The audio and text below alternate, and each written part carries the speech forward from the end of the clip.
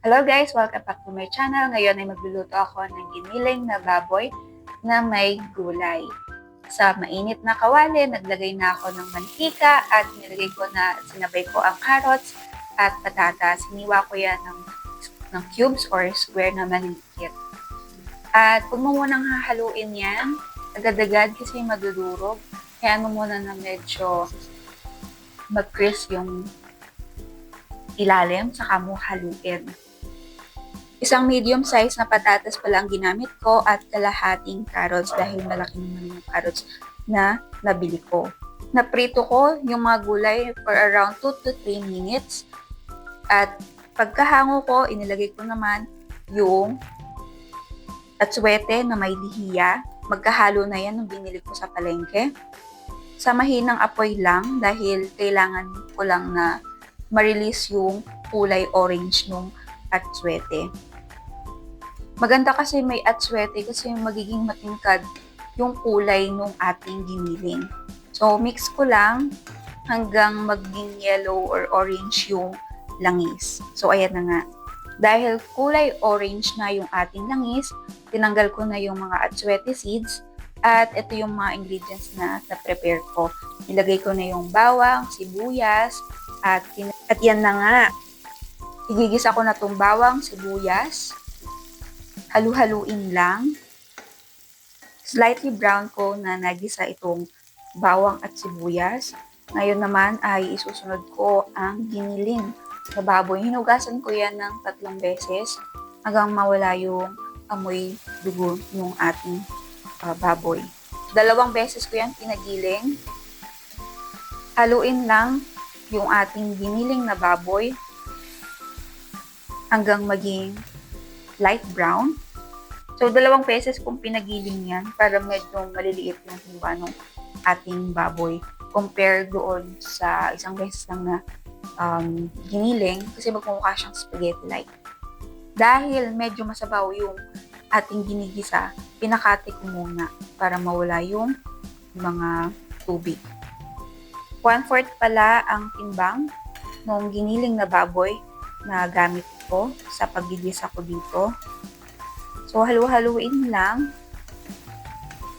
Kailangan medyo light brown lang yung appearance ng giniling para lutong-luto. Dahil pag nilagay mo na yung gulay, mabilis na kasi yun. Halu-haluin lang at titiglahan na lang. Tapos na. Ayan, nilagay ko na yung kapiraso ng chicken cube. Naglagay na rin ako ng kaunting oyster sauce.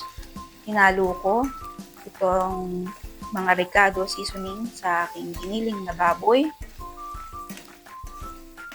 Doon sa isang sachet ng oyster sauce, half lang nung sachet yung ginamit ko. Hindi na ako naglagay ng patis or asin dahil malasa na ito sa mismong pagkain.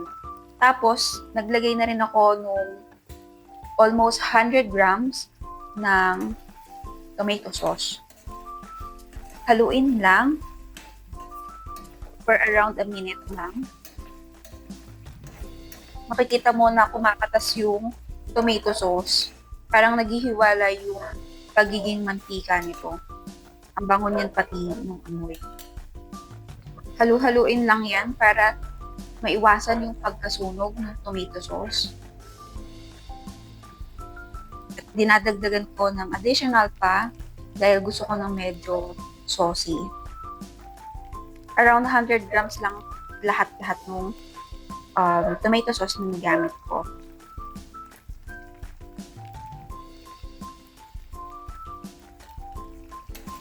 Haluin lang, maigi.